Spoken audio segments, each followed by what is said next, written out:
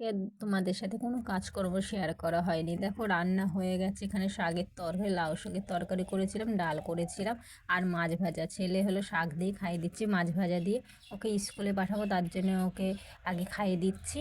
আর দেখো ওকে স্কুলে পাঠিয়ে দিয়ে আর ওর ড্রেস দেয়নি, মানে পিপিতে পড়ে তো, তার জন্য ওর স্কুলে ড্রেস লাগে না, বাড়ি জামা কাপড় পরেই যাওয়া যায়। তার জন্য ওকে একবারে রেডি করে দিয়ে স্কুলে দিয়ে এসেছি। তারপরে আমি রেডি হয়ে নিয়েছি। আমি আর আমার বরমশাই যাব এখন কেনাকাটা করতে।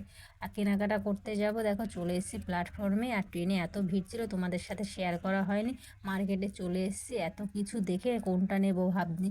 এখানে এসে প্রথমে ব্যাগের দোকানে আসলাম, কিছু 2-3টে ব্যাগ নিয়েছিলাম। তারপরে এসেছিলাম আমার সোয়েটার কিনবো সেই দোকানে। দেখো এটা লেদারের জ্যাকেট, এটা বড়মশাইয়ের জন্য দেখছিল কিন্তু পছন্দ হয়নি।